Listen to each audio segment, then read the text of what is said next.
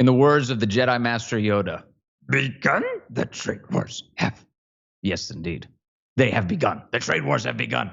We're going to get into all the details today of the economy, what's happening to the economy right now. People watching the stock market, a lot of hysteria going on right now. But President Trump feeling very good this morning about the way everything is going as he looks to save the American economy. We'll get into all the details there. We've got all sorts of ridiculous lefties to make fun of today, of course, so we'll do that as well. And then I've got a great friend, Daniel Turner, stopping by the program. We'll talk to him about American energy, what this means for America's energy-producing communities all across our great country. That's all ahead on Vince. But first, you want to talk about some growth? Let's talk about growing trees, fast-growing trees. Let me tell you, I'll tell you about fast-growing trees here. Let me show you something. Fast-growing trees. Yesterday, I get home to a beautiful new eastern redbud tree. Let me see. I'll zoom in right here. Can you see that? Can you see how beautiful that thing is? Am I close? Can I go close to that camera? I'm going to walk up right up to that camera. Look at this.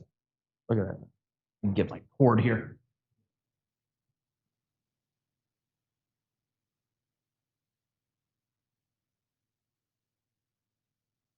That's a fast-growing tree.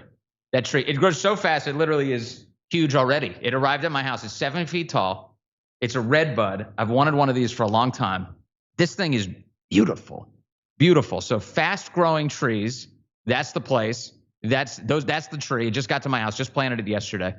They're the biggest online nursery in the U.S. with thousands of different plants and over 2 million happy customers.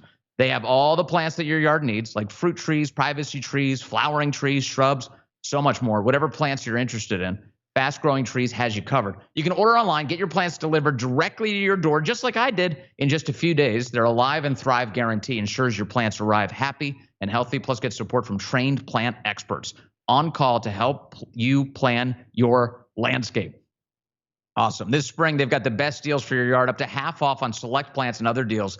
And listeners to this show get 15% off their first purchase when you use the code VINCE at checkout. That's an additional 15% off at fastgrowingtrees.com. Use the code VINCE at checkout. Now's the perfect time to plant. Offer is valid for a limited time. Terms and conditions may apply. Go to fastgrowingtrees.com for details.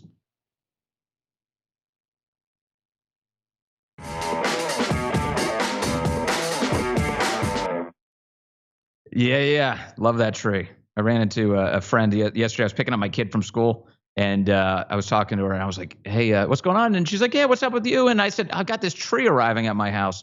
And she's like, where do you get your trees? I said, Fast Growing Trees. She's like, no way. That's where I buy all my trees. And she's like, do you have like a discount code? I was like, yeah, it's Vince. So she's going to buy more trees, just so you know, which is a lot of fun. Okay. President Trump is feeling good this morning. I know everybody's freaking out. And by the way, you got a big retirement account. You got any retirement account. You're kind of watching the stock market right now. Of course, you're going to be concerned about what's happening. But again, just to take you back to the big point of this week, President Trump is looking at decades of destruction of American communities and saying it's time for a big change. We've got to fix all of this. We've got to bring back production and economic growth to this country and help these struggling American communities. This is what he ran on. There's no mystery here. He literally ran on this. He spent his entire political career talking about this. He spent his entire life, even before he was in politics, talking about this. Go back to the early 90s, appearances on Oprah. This is what he's been singularly focused on. We are being taken advantage of, and our politicians are too feckless to confront it. So Trump is confronting it right now, which is really good. And by the way, I'm not here to give you financial advice, but if you believe in President Trump, as I do, and you're looking at this market lurch right now, as people are saying, it was down as we speak. The Dow is down over 1,000 points this morning. Isn't there some not small part of you going, haven't we seen this before? Haven't we seen like the COVID panic? What that did? Remember of March of 2020, as everybody was like, what's going to happen? And then the stock market came roaring back. Of course, it came back roaring back under President Trump. It came roaring back. And I feel like the same kind of nonsense is in the air right now. So I'll just be completely honest with you. I've like literally put some money into an index fund now. I'm buying the dip. I think it's a fun idea. But again, not the guy. I'm not here to give you financial advice. You do whatever you want. Take whatever risk that you can endure. But it does feel like, look, I believe in this guy for real. And I'm going to put a little bit of money behind it because I genuinely believe that the future is going to be very bright. And it once again goes right to the core point, many of the core points that I've been making this week. Trump is feeling good, which is a good sign.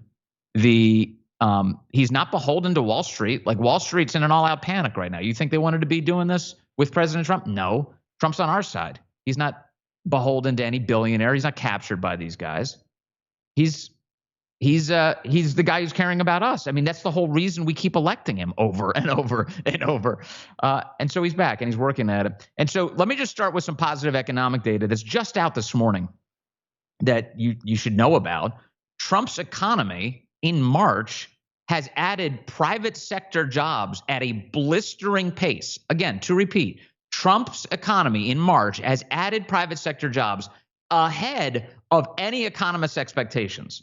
The United States just added 228,000 jobs in March, far outpacing the 140,000 jobs that economists had expected. So a substantial increase over the expectations for March. And those job gains, do you know where they came from? They came from the private sector. This is not a Biden-era story that I'm telling you.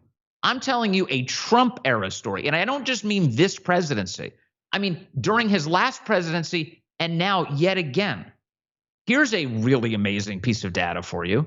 This is the first time we've had 2 months in a row of private sector job growth and government sector job shrinkage.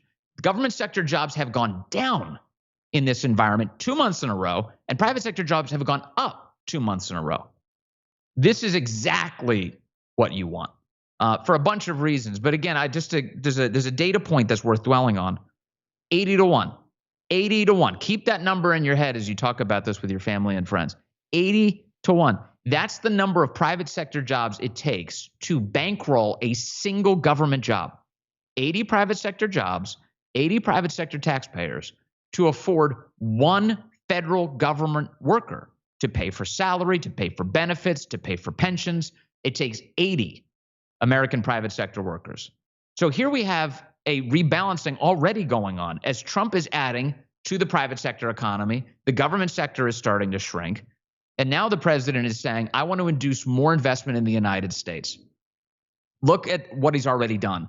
President Trump just yesterday on Air Force One is saying we are now approaching $7 trillion with a T, $7 trillion in new investment in the United States of America since he's been in office. He's made these announcements. I know we were over $5 trillion. He's now saying $7 trillion. He always speaks in the biggest possible number he can. But even if it's just $5 trillion, you're looking at a massive infusion of international cash into the country right now. Yeah. Oh, no, there's those of you who are calling out the shirt. I'm sorry. I just want to, not to get too distracted, but I'm wearing a No Woke Zone shirt today. My good buddy Corey, he's got a boat called the No Woke Zone, and we ride it in the Potomac, and we drive lefties crazy in Washington, D.C., fly a huge Trump flag on the boat. It's phenomenal. So here you go. It's the No Woke Zone T-shirt, which is fun. I'm sorry that that I'm getting covered up a little bit here when you're looking at me in the live stream here. But we've got all this massive investment coming in, massive investment coming in, and President Trump is talking about doing more of that. He even indicated. So here you have on Truth Social, he says, great jobs numbers, far better than expected. It's already working. Hang tough. We can't lose, he said. There you hear right from the president himself. Hang tough. We can't lose. That's the steady fortitude we're looking for as we go forward through all of this. Yeah, and it's all caps. He's got 3 exclamation points on that bad boy. He went all in on that. He's firing every bullet available to him on that iPhone keyboard. He's saying, yes, capital letters, exclamation points. It's a big deal. The other thing here is he's saying, look, you don't want to pay a tariff? This is what he's telling international companies right now. You don't want to pay tariffs? Come to America. There's no tariffs in America. We're not going to tariff your company. It's going to be free. You want free trade? Come right inside our shores. Come right here to this country. Make jobs here, and you won't have a tariff. The cost of your product will be easy and accessible. It'll be low. It'll be right here in the United States of America. And that is, of course, good for American industry, good for American jobs, good for American families, communities, and all of the other benefits that come along with it.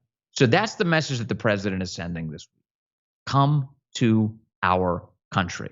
And that's an invitation to industry. Forget his negotiations. I'll get to that in a moment. Forget his negotiations with any individual company, any individual country. And you have countries who are now coming to President Trump with hat in hand saying, please spare us of these tariffs. Get rid of these tariffs, please. We beg of you. We want to make an offer. We want to make a deal with you.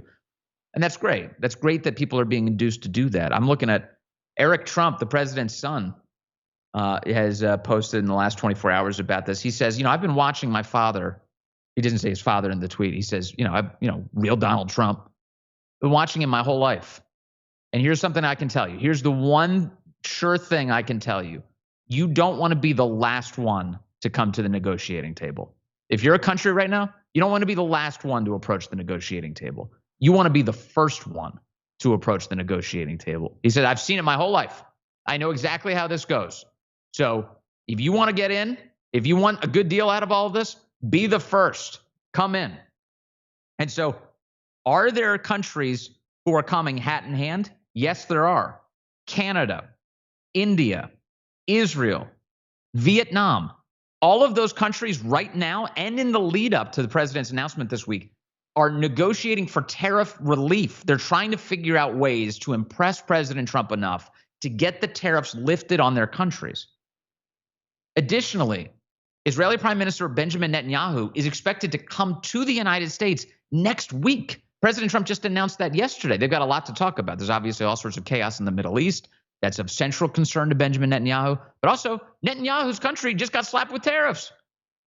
When he comes, my guess is these guys are going to have a pretty sincere conversation about how do we get rid of those? What can Israel do for America here? So the president reorienting the international conversation around how do we get America to lift up, to take the stress off of us here. So that's really good. Also, the Brits are seeking a trade deal. Meanwhile, the EU broadly is trying to go after Trump. Oh, we hate this. We're going to counter tariff you. Okay. The Brits, under their British Prime Minister Keir Starmer, they are reacting with what they call cool and calm heads right now. And they're telling their business leaders that they're trying to get these tariffs lifted with a new trade deal with the United States. So good or bad? Well, that sounds exactly like what we want, actually. That's good. So we're starting to see this. Yeah, ABC News headline right now, sweeping Trump tariffs draw dismay, calls for talks from countries around the globe. Okay, let's talk. Now, you do have surrogates for the president who are going out. We're talking about this. That includes the Commerce Secretary, Howard Lutnick. Here he is, cut two. Listen to Howard Lutnick talk about what these countries are going to need to do if they want any relief whatsoever.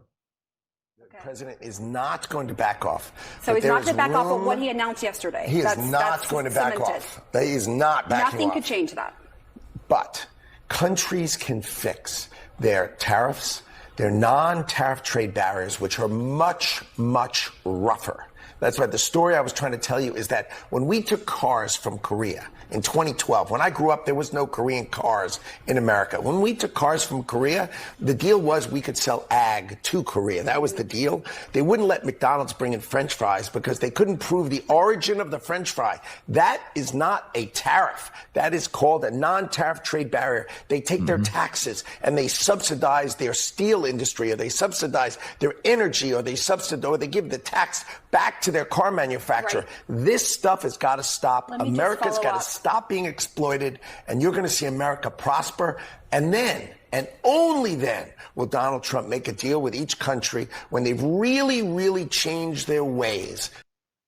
Change your ways. That's what you need to do. Howard Lutnick is dwelling on something that our media really don't talk about that much. It's the non-tariff trade barriers. These are this is the blockade that's on American products. This is what Canada does to us. This is the absurdity with how they treat our agricultural products, how they treat dairy. They have quotas. They're trying to stop you from getting access to their market. They're trying to stop American products from arriving and being sold there. And you're seeing it happen in all these countries across the planet. China is particularly abusive.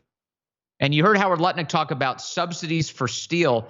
That is a pretty direct reference to China and the Chinese Communist Party and the way that they sell steel to the planet. They subsidize their steel industry so as to kill the American steel industry. The Communist Party in China, through currency manipulation, through subsidies, they subsidize their entire steel industry so that the steel can be sold at a cheaper rate coming from China. And again, that's at the expense of the rest of the planet. Now, is that free trade? Is that a fair market? Are these countries who are acting in good faith with one another? Hell no, they're not. China's treating the rest of us like garbage, and in particular, it's hurting Americans. So it's time to fight back. And so this week, President Trump has imposed massive tariffs on China, or tariffs are coming as of next week, even bigger tariffs. And as a result, this morning, China is attempting to escalate. So President Trump's announcement was, hey, we're putting a 34% tariff on China. This is a retaliatory tariff for China's behavior. Now, China, like a bunch of commies, is pretending that it was Trump who started the war. We have a lot of that going on in America, don't we? It's like when the left leads a war on you and then you fight back. They're like, why are you starting a culture war? Why are you starting a war over whatever the issue is? We've been talking about this. Why are you starting this war? We're not starting this war. We're going to end this war. That's the response. We didn't initiate this. You did. So China today is pretending like, oh, it's Trump who started all of this. 34% tariff on us, as if that was the starting point. Of course, it wasn't. There's been a long legacy of China hurting the United States, stealing intellectual property, subsidizing its products, hurting American industry. With the help, by the way, of Washington, which has spent decades giving China all the assists in the world to gut our own people. China now is saying that they're imposing a 34% retaliatory tariff, as you just saw that headline, on us. 34% on us. So a lot of the market chaos you're seeing this morning is born out of that. Now, it's worth noting here that the discrepancy between how much money is flowing between our countries is pretty dramatic. We have a massive trade deficit with China.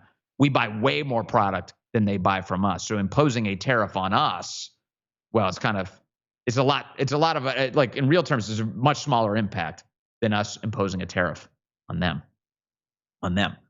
So China this morning doing that. Now, President Trump said this is a bad idea. Fellas, can you pull up Trump's Truth Social? Trump is responding to China's efforts this morning. And he just posted a short while before we began this conversation this morning. Quote, China played it wrong, he says. China played it wrong. There it is. They panicked. The one thing they cannot afford to do. So once again, really, it comes down to, do you trust the guy you elected? Do you trust him to manage this? President Trump is moving forward with a lot of confidence right now. You can kind of see it there. He's been saying, if you listen to everything he's been saying and projecting over the last 24 hours, he's saying the markets are going to do great. Our country is going to do great. We are going to be, I believe the word he keeps using is booming. Show the chat, fellas. Are people trusting Trump on this? This is the core question. Are people trusting Trump on this one? Because that really is the fundamental question. Yes, go Trump. This is awesome. Long overdue. Totally trust Trump. Love him. Damn right. Yes, we do.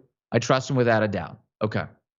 Yeah, some wrong moves, China, showing up in the chat. Yeah, the reaction here seems crystal clear to me. You're on board.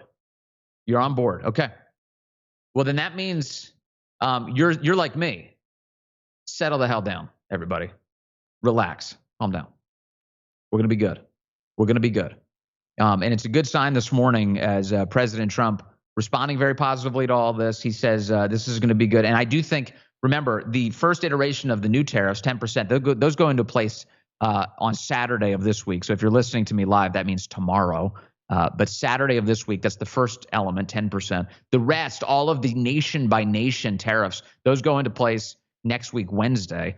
The window is closing right now for countries to forestall those tariffs, if that's even achievable. And in the meantime, as those countries come on bended knee to President Trump to try and figure out a way out of this, the companies that are in those countries, if they would like to show how much they want to get back into the American market, I have an international message today for those of you who are among our international audience. Come to America. Come here. Invest. And don't bring a small investment. Bring a giant investment. Bring $1 trillion into the United States. If you can't afford $1 trillion, let's start with billion. Bring $1 billion. President Trump wants to proudly announce your intention to bring that investment into the United States. He will consider it a victory. He'll make sure you get credit for doing it. And in the end, it'll be a win-win-win for everybody. It's a huge deal. It's a huge opportunity. And we've got a window right now. You want to start? Start now. There's no time like the present, baby. More in a moment, more of your reaction to all of this. Also, I've got a great guest coming up. You've seen it before when disaster strikes. Grocery store shelves can go absolutely empty overnight. We've seen that. The worst time to prepare is during the aftermath. By then, it might already be too late. Smart Americans trust My Patriot Supply to help them prepare before crisis comes. And right now, My Patriot Supply is making it easier than ever. You can order their 4-week emergency food supply today and get 4 72-hour food kits completely free. That's almost 2 weeks of bonus meals at no cost. Each of these My Patriot Supply kits offers over 2,000 calories per day of delicious, easy-to-prepare meals that last up to 25 years. That's real peace of mind. There's no last-minute panic. There's no empty shelves. Just knowing you're covered. Stock up today before this deal disappears, because when an emergency hits, food could be the first thing to go. Go to preparewithvince.com to claim your kit. That's preparewithvince.com. Plus, you'll get an extra 12 days of food for free. That's almost 2 weeks of bonus meals at no cost. Once again, preparewithvince.com to claim your kit, plus an extra 12 days of food free. Preparewithvince.com. Preparewithvince.com. Yep. All right, let's see. How's the chat doing right now? Everyone's saying F China. Love that. America first. Love that. And yeah. People are good. People are good right now. I love to see it. I love the confidence here. Please, Vince, stop playing with the mic. It's very distracting. I'm sorry. You're a little distracted by this? A little distracting to you as I move the mic around? I'm sorry. I'm an animated figure. I'm Italian, by the way. Moving the mic around, unless it's making squeaks. If it makes a squeak, I don't want. No, it's not squeaky. There's no squeaky here. There's no squeaky here. I'm just moving it around. You're a big boy. You can handle a mic movement. All right. So, one other country, 2 other countries I want to mention. ING, which is a major international bank, ING is predicting right now that Japan and South Korea are on the verge of trying to make a deal with Trump too. That Japan and South Korea want to make a deal. That's cool. That's very cool. So everyone, most of these countries are saying, hey, what can we do? China, like the commies they are at the moment, saying, oh, we're going to impose new tariffs on America. Okay. Everybody else trying to play along as far as for the most part. Japan, South Korea pivot to negotiating lower U.S. tariffs. So they're doing what they can, and that could mean more investment from those countries in the United States of America. That would be great. That would be really great. Also, another big item in terms of like kind of the fiscal impact here, tax relief is moving forward right now in the United States Senate. So don't forget, this is only a small part, although, well, maybe let's say a big part. The tariff component here is only one chunk of the president's economic policy. The other side of it is $5.5 trillion in tax cuts. That's right now moving through the United States Senate. Senate Republicans right now are poised to deliver on that permanent tax relief for millions of Americans in a huge bill that's currently being negotiated in the Senate. The Senate just advanced the budget blueprint, including a permanent extension of those expiring tax cuts in 2017. So for the big conversations you're having with friends and family, there are so many important elements to this. If you're missing any one of them, you're missing the whole story. President Trump is reorienting the American economy around the international economy around what's good for America. He's actively engaged in negotiations with international corporations and countries in order to bring their products to our country inside of our borders. And then additionally, they're currently arguing for a massive, massive tax cut. and making the current tax cut permanent in order to maintain and grow American wealth. So all of that fits together. And so again, just keep that in mind here as you go forward with, again, friends and family who are concerned about all of this. I do, once again, to reiterate, I do think that that the stock market chaos you're seeing right now is not going to endure, because don't you get the feeling that President Trump wants to share a really good, huge story going into the midterms? The guy's not dumb at all. The guy's a lot smarter than almost everyone who criticizes him, for sure. Like, going into the midterms, I'm expecting a great economic story to be told.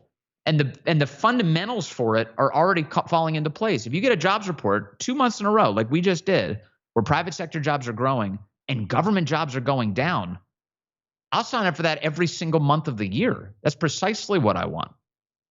And so we're going to keep looking at sort of the economic impact of all of this because it matters, and whether or not we're headed in the right direction. We definitely are. In the economic fundamentals of our country, we're headed in the right direction right now. Before we get to our guest on economics, I do want to share with you one other element here that's going on that I think is important. Some breaking news just overnight. President Trump is canning national security people inside of his administration right now, which I take that as a good sign. He just fired the head of the National Security Agency and U.S. Cyber Command. This guy's named General Timothy Hoff. And in case you're looking for ratification for that being a good idea, Mark Warner and other Democrats are freaking out about it this morning. They're panicking. You can't fire him. He's one of the good ones. Oh, okay, good. I'm glad we fired this guy. That's like the craziest. Thank you. Thank you very much for that inverse endorsement of this decision to fire the head of the NSA and Cyber Command. So if you were looking to root out the deep state, start with Trump fires a top intel official, Democrats freak out about it. That means it's probably good for the United States of America. So I'll take that. And then yesterday, President Trump also fired a number, actually right now it's kind of an unknown number, but at least 3 National Security Council members from, who work in the White House, the National Security Council. So again, an indication that whatever issues may exist in that orbit, they've detected them and they're canning people. So I would say that's probably a good sign. That's probably a very good sign, especially when Mark Warner's freaking out. I'm all for it. If Mark Warner is against it, I'm 100% for it. Hey, again, before we get to our guest, I have to thank our great sponsors who make all of this programming free. Thank you for that. Are you a yo-yo dieter? Do you diet, lose weight, but then you gain it all back plus a few extra pounds? It's dangerous. Studies show that it can actually increase your risk of heart attack or stroke or type 2 diabetes and all sorts of other health problems. Breaking free of the yo-yo diet pattern is a main reason doctors created Lean. Lean's a very cool supplement. Actually, I'm sending some to a family member. I won't say which family member. I don't want to embarrass them or anything, but I'm sending them Lean because I think it's going to help in a big way. Lean is a supplement, not an injection, and you don't need a prescription. The science behind Lean is very impressive. It's studied natural ingredients, target weight loss in 3 powerful ways. Lean helps maintain healthy blood sugar. It helps control appetite and cravings, and it helps burn fat by converting fat into energy. Listen, if you're tired of losing weight and gaining it back, Lean was created for you. Let me get you started with 20% off. Enter the code VINCE20 at takelean.com. That's code VINCE20 at takelean.com. These statements and products have not been evaluated by the FDA. This product is not intended to diagnose, treat, cure, or prevent any disease and is not a substitute or alternative for care from a healthcare provider. And also, here's another sponsor I'm really excited about. If you own a handgun for self-defense, your storage likely fits into one of 2 frustrating categories. Either you have it locked away, so it's safe, but it's completely out of reach in the event of an emergency, or it's unsecured, leaving it vulnerable to anyone. Stopbox USA saw this problem, and they designed a pretty groundbreaking solution. It's called the Stopbox Pro. With the Stopbox Pro, which I have, you'll never have to choose between security and readiness again. Its ingenious push-button locking system gives you fast, reliable access when every second matters, without the hassle of keys or reliance on batteries. It's 100% mechanical, So it works every time. There's no power needed for it. For a limited time only, my listeners are getting a crazy good deal. Not only do you get 10% off your entire order when you use the code Vince at stopboxusa.com, but they're also giving you buy one, get one free. One for you, one for your wife. Get them at get the Stopbox Pro. That's 10% off and a free Stopbox Pro when you use the code Vince at stopboxusa.com. Discover a better way to balance security and readiness with Stopbox. Or it could be for you and your husband if you're the wife in this equation. Stopbox Pro, awesome thing. Okay, let's talk more about the economy. I want to, and specifically the area of the economy that the president is uniquely focused on, which is the American worker. How does all of this affect regular people who live in once thriving towns who wish that those communities could come back to what they once were? For more on that, I want to bring in Daniel Turner now. Daniel's here with me. He is the president of Power the Future. You're the president, right? Yeah, president's executive director, however you want to call it. The head of Power the Future, and which by the way, is fantastic advocates for flourishing American energy. That's the point. Welcome, Daniel. Good to have you here, man. Thank you. Where's DanBongino? I thought I was Nice going on his you. program. I know. Turner was booked months ago. We pull a fast one on him. Bongino's saving the country right now. He is. He's busy with that. And by the way, just if no one heard this earlier this week since you brought it up, did you see that FBI recruitment is at record highs right now? Amazing. In a month, record high levels of recruits or applications to join the FBI, which is what we need. And they're probably our people. They're probably patriots who want law and order. It's exciting. 100%. You're not, nobody, it's, again, let me just show you. This is the emphasis. No woke zone. The FBI is a no woke zone now. It's not like anybody's signing up for that going, I can't wait for the gender training that I'm going to get at the FBI. No, they're all in on the climate change awareness. Yeah, I'm here to chase down criminals and make my city safe, my country safe again. Yeah, that's great. It's a testament to what Kash Patel and DanBongino are doing, and the fact that young men and women want to be part of this organization, and they're applying, and that's a sign in the right direction. And jobs numbers are up, so there are glimmers of hope. Tariffs, world freak out, but there are glimmers that we're heading in a good direction. Yes. First of all, again, this is not for this audience, but everybody we talk to who's hysterical about this, settle the hell down. Just relax, child. It's going to be okay. The other piece of this is what I just mentioned is like the private sector is going up. Yeah. So we have 2 months in a row of private sector job growth, 2 months in a row of government sector jobs going down. Yeah. And that hasn't happened since President Trump was President Trump back in his first administration. Yeah, there's a lot to investigate in the previous Biden administration, and it could take forever to unpack how much corruption and fraud. But I think their jobs numbers are worthy of an investigation. I don't know if the Labor Department would ever do that because their jobs numbers, granted, we know that they didn't create 13 million jobs. We know that they were COVID jobs that were rehired. But it seems that most of their jobs number were just grants to municipalities to hire government workers. Yeah. They said, we created 300,000 jobs. I don't think any of their jobs numbers are actually accurate. Yeah. No, there was a lot of padding the numbers. Yeah, and it was all government stuff. It was just crazy what was going on. Let's talk about the energy industry. Yeah. Because I know if fellas, if you could pull up Daniel Turner's X account, it would be really helpful because pinned right at the top of Turner's account is an image of a once great coal town, which has been destroyed. Tell us about that. I can't thank you enough for having me on because it was 7 years ago today that I was standing in this small town in West Virginia. I was launching Power of the Future, and this is a once great town, and I was recording the main street with a resident, and he was pointing out that used to be a florist, and that was a little coffee shop, and that was whatever, and they knew what this little town was. Right. The Obama administration launched their war on coal. Remember when he was running for president in 2008, he said, I'm not going to make coal illegal, but if you have a coal plant, you're going to go bankrupt. And everyone applauded and said, yay, look at that. Yes. This is your video? And this is my little video. And this is this great little town in West Virginia that there's just nothing there because the one employer of the town was shut down by the Obama administration because of climate emergencies. And when everyone works for, there are lots of little towns like this across America, and they're having their moment right now. Yeah. Whether it's coal, whether it's steel, whether it's manufacturing, when everyone at the town worked at the mill or the plant, and they probably made good salaries, but then when that is shut down for whatever reason, now that town is bankrupt.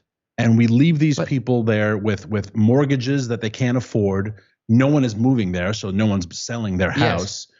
No one's buying the house. There's no jobs. There's no income. We give them opioids because opioids are cheap and they pack a punch. So we say, here's a little bit of fentanyl we'll allow to sneak through to keep you all calm. We tell them, learn to code, get an OnlyFans page, right? We tell them to drive for Uber, and we leave these towns to fester in institutional poverty and suicide and domestic violence. And we've done this all across America for 30 years. But it didn't have to be this way. No. It wasn't just like a natural market force that led to that. No. It was the government that did that. It was the government that did that. We still use coal. We use more coal than we've ever used. And coal continues worldwide and in America to continue to increase because we don't just use it to make electricity. We use it to make steel. We use it to make cement. Anything around us that we're looking at was probably at one point forged by coal, or the machinery that made it was forged by coal. So we need coal. And yet we have these people like Barack Obama, like Michael Bloomberg, like John Kerry, who say we're going to shut down coal.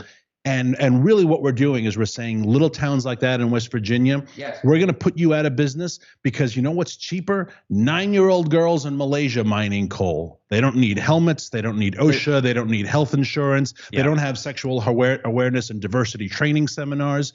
It's really lucrative to mine in foreign countries because we can contaminate and pollute and destroy. So I want to recommend something I saw recently. Maybe you've seen it too. Tucker Carlson just did an interview on his podcast with a guy who built a diesel engine vehicle. He built it on his own. He's like an amazing car guy that goes 100 miles to the gallon on diesel. Wow.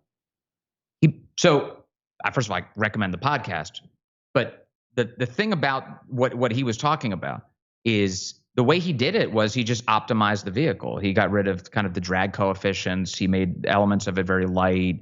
He fine-tuned the engine. He just worked really hard at making something that was great at and very efficient at consuming already abundantly available energy. Mm-hmm. And it got me thinking, which is, of course, the point of that conversation and the one I want to bring up now, that these are things that we can do. Yeah. Like our industry can do this. Like we can make better use of coal. Mm-hmm. We can make better use of diesel. We can make better use of unleaded gasoline. But instead, through artificial means, Washington has been crushing those energy industries, not trying to optimize our use of them, and instead forcing us into crappier, regressive energy forms that are hurting all of us.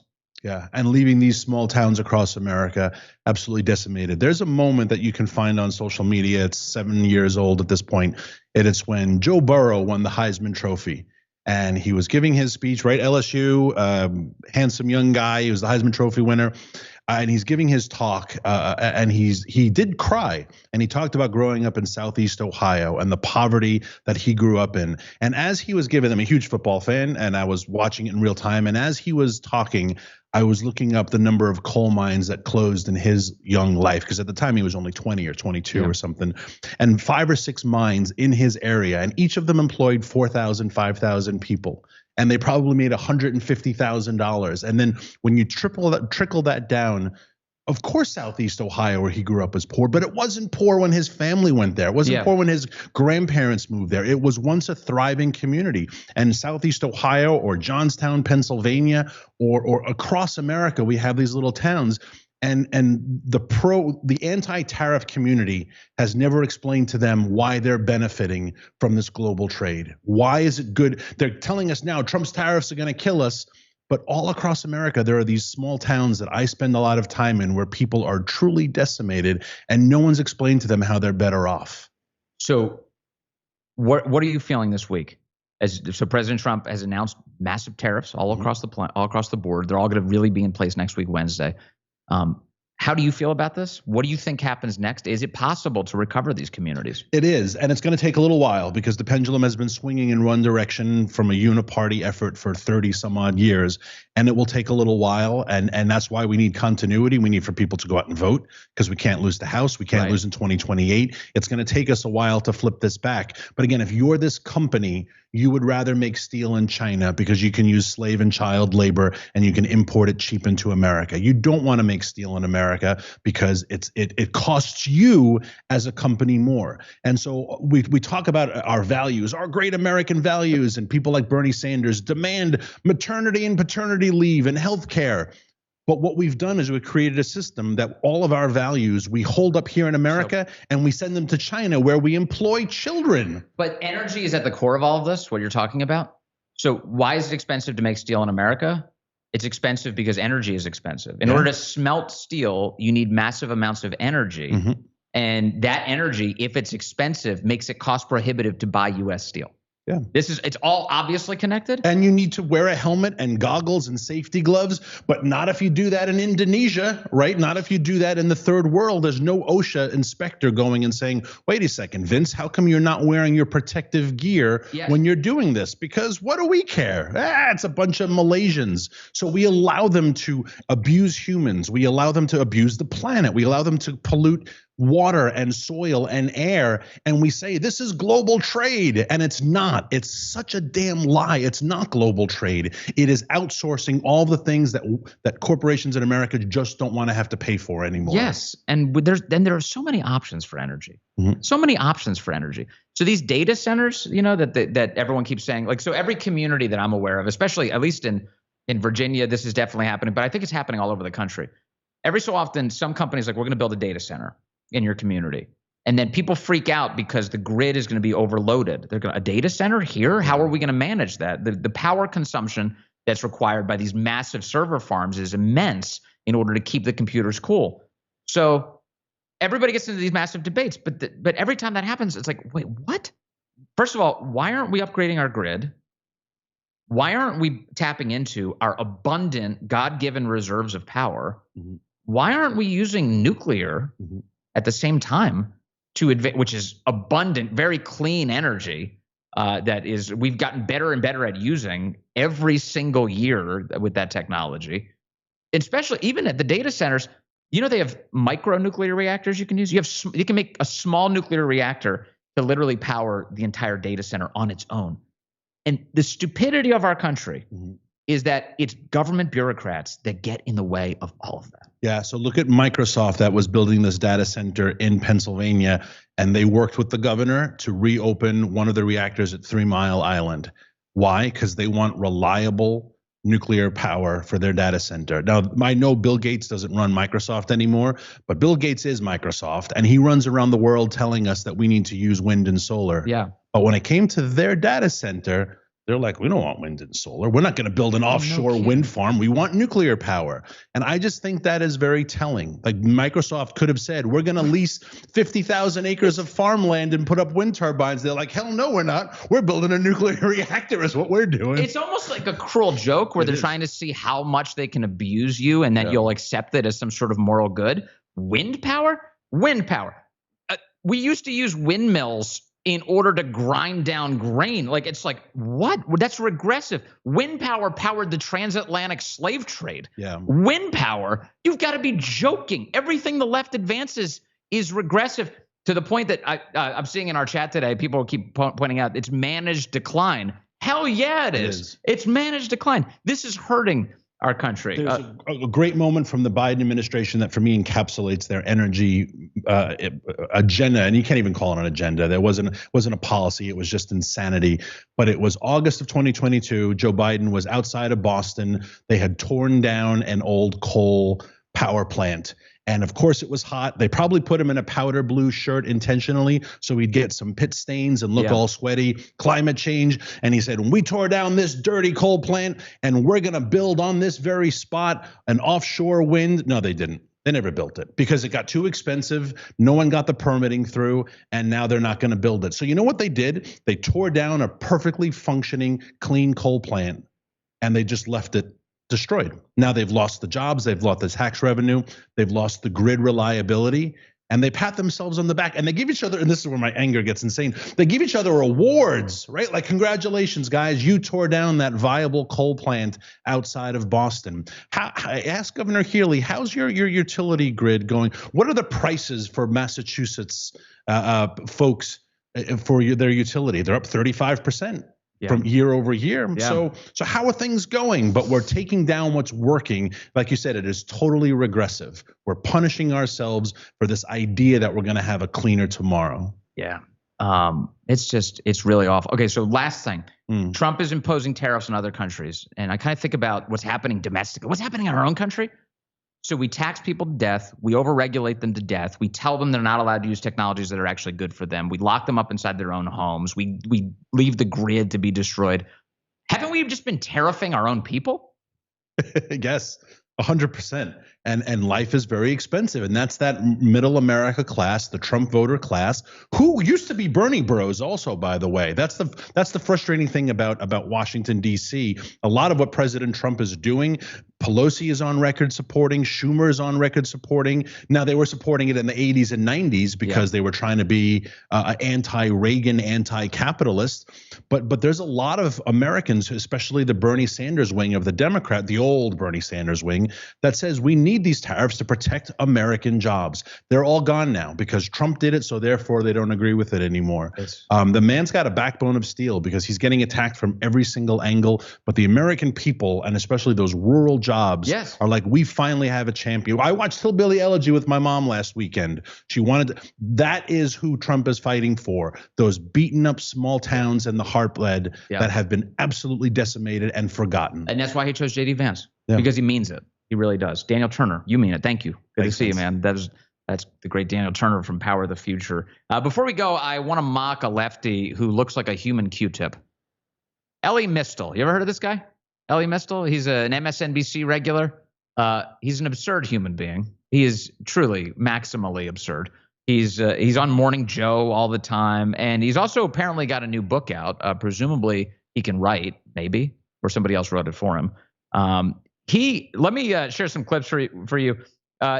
This is Elie Mystal doing the rounds. He thinks Trump is going to deport him for his dumb opinions. If only. Take a look. Cut one. Here's Elie Mystal. We live in a country where you can get snatched up off the street for writing an article in the newspaper.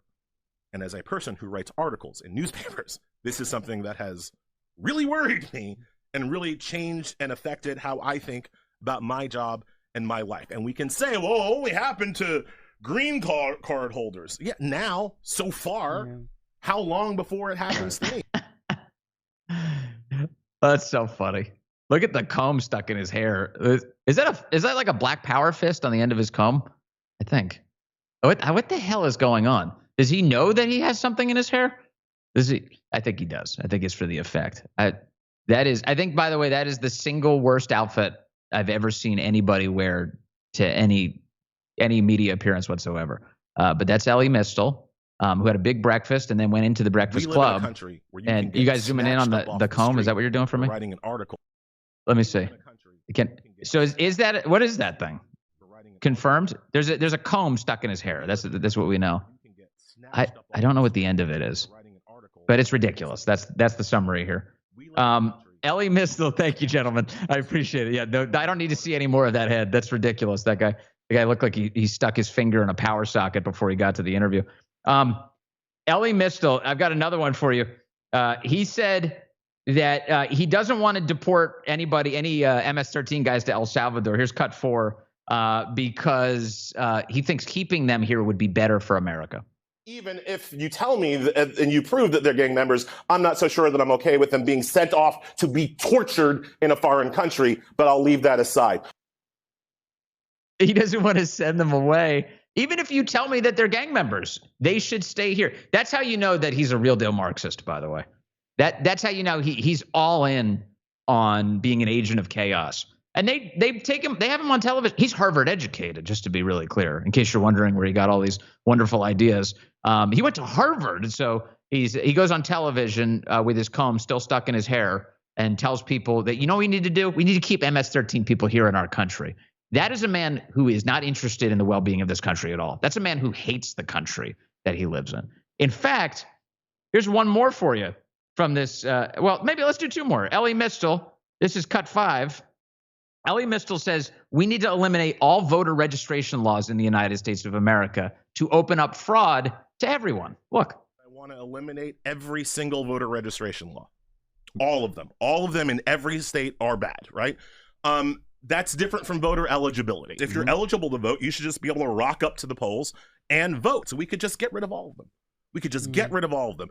And the people will say like, oh, well, we can't do that because of voter fraud, right? Well, first of all, and I know this is going to be hard for some listeners who spend a lot of time listening to Republican lies, but voter fraud does not exist. I love how you broke that down in the book. Expound, please. Right? Yeah. Voter fraud just doesn't exist. It's not a real thing. We shouldn't make laws based on protecting us from things that don't exist, because their goal is not to secure elections, because again, voter fraud doesn't exist. Their goal is to restrict people from voting. Okay, so that guy is lying his ass off to you. Voter fraud absolutely exists. And in fact, his party is infamous for its voter fraud, both past and present. Tammany Hall in New York City. If we want to go back a ways, you could look at Tammany Hall, the Democrat-controlled New York City at the turn of the last century.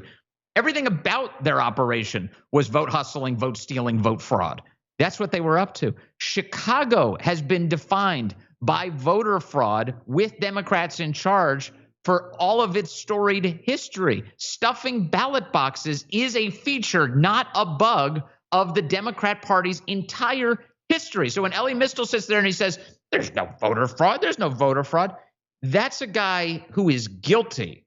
That's a guy who's aware how guilty his party actually is, insisting that there's no voter fraud. It's preposterous to say that. As a statistical matter, it's preposterous to say that there's no voter fraud. So the guy's an absurdity, clearly a cartoon character, but he keeps being welcomed on all these shows. And I for whatever reason, I guess it's because he's on book tour. I've been seeing all these clips running around, and I said, this guy deserves some mockery. So let's give him some mockery. Here's another one. Cut 6. Ellie Mistel saying in case you're wondering if he doesn't like this country or not, the United States Constitution, in his view, is garbage and needs to be torn up. South Africa got over apartheid. Did they just go back to their Afrikaner racist constitution and be like, oh, we just need a couple of amendments. We just need a couple of changes here to make it work? No, they threw the whole thing out and started again, this time asking everybody. Wow. This time having a completely new delegation of all of the people of South Africa, not just the white folks, but not no white folks. And they came up with a new constitution. It's one of the reasons why the South African Constitution is generally thought of as one of the best constitutions in the world, and ours continues to be a piece of crap. Okay, so he wants to throw out the Constitution, and just listen to the stupidity of this. He wants to get rid of the Civil Rights Amendments. He wants to get rid of the 13th Amendment, which abolishes slavery. He's like, throw it all out. Let's do something new. And then he points you to the South African Constitution. Now, the Breakfast Club probably wasn't aware of why he might be referring to the South African Constitution, but perhaps he learned this when he went to Harvard. The South African Constitution, to be very clear, codifies inside of its text racial discrimination. You heard me correctly. The South African Constitution endorses inside of its text discrimination on the basis of race. That's what that clown with the gigantic hair wants. He wants discrimination on the basis of race because it's built into the South African Constitution. And you might say to yourself, well, how does that work? How is that manifesting itself in South Africa? Oh, let's see. Right now, the South African government is taking land from people because of the color of their skin at this very moment. And if you were a South African farmer who has your land being taken, and you were to say, well, wait a second, this seems unconstitutional that you would steal my land and give me nothing for it, they would say, I'm sorry, it's actually part of our Constitution that we can steal your land and give you nothing for it on the basis of the color of your skin. The farmer is white, and therefore he is bad, and therefore his land can be taken in South Africa. So when this goober goes on The Breakfast Club to explain his awesome theories about what we need to do in the United States of America, his awesome theory is we need to codify racial prejudice into the United States Constitution. This is what he wants to do. This is precisely what he wants to do. And South Africa's the model because he says we need good racial discrimination. This is the thinking. This is the left. This is the Marxist nature of the left. They tell you that racial discrimination is good in certain circumstances, that segregation itself is good. They will call it racial affinity groups. We should have black graduation at Harvard. We should have just a graduation for black people. I'm sorry. You're graduating from Harvard. Why would you have a racially segregated graduation? This is supposed to be a school of high-minded principles, isn't it? Harvard Law School, where you're supposed to learn what the law is and the Constitution is, by the way. And they want to have racially segregated graduations? It's because the left believes sincerely in segregation, racial discrimination, and using those as tools for power. That's what they believe in. And this guy is expressing it in so many dumb words, in so many dumb appearances, at so many dumb events. Yeah, remember that? Harvard University offers segregated graduation ceremonies based on race, class, and sexuality. Segregated ceremonies? So we're supposed to dwell on our immutable characteristics. That's the key. And then we're supposed to judge other people for their immutable characteristics. There was a word for that until very recently. What was the word for that? Oh, it's racist. It's explicitly racist to do that. That's the world we live in. One more for the wokies out there. No woke zone today, baby. You see the poor young woman who is in USA. She's a member of USA Fencing. So fencing, of course, is sword fighting. And there was a young woman who was pit recently, a couple days ago, against a man. She had to sword fight a dude. And she decided, I'm not interested in that. So she took a knee in order to express that there is no way that she's fighting a dude while fencing. There's some video for you here of this woman. Redmond Sullivan's is the name of the woman. Or excuse me, Redmond Sullivan is the dude. Redmond Sullivan is the dude. His female opponent was just ejected at a USA fencing event at the University of Maryland. Fellas, do you have that video? Let me see if we can put this up on the screen. This is cut 7. Here's the female fencer. She starts on guard, and then she drops to her knee and says, I'm not doing this. I'm not fighting a dude. And you can watch the dude approaches her. Well, the judge approaches her. He goes, what are you doing? What are you doing? And presumably she's saying, I'm not fighting a dude. So this coward judge decides to walk off to go have some sort of conference with whoever it is who tells him what to do. And then the dude with the long hair comes walking up and goes, what are you doing? What are you doing? And she has to tell him again, I'm not fighting a dude. There's no reason a dude should be in this. I'm supposed to be fighting women here. And he's like, come again? He leans over. He's like, are you serious? What's happening? And she's like, again, you're a dude. I'm not fighting you. You're not supposed to be part of this sport. You are cheating in this sport. And so that's where we are. Now, what is USA Fencing saying about all of this? Well, USA Fencing has released a ludicrous statement about all of this. They say USA Fencing remains committed to fostering an inclusive, respectful community for everyone in our sport. Ugh, you can see where this is going already. We believe in the principle of creating safe communities where all athletes and community members have a place. While we understand there are a range of perspectives, USA Fencing will continue to engage in respectful, research-based dialogue and review as policy evolves. In the Olympic and Paralympic movement, as well as domestic law, hate speech or targeted hate of any kind is not acceptable, online or in person. Let's keep the conversation respectful and the Strip welcoming to all, the Strip being where they fight. So, in summary, a woman faces a man in a sword fighting contest.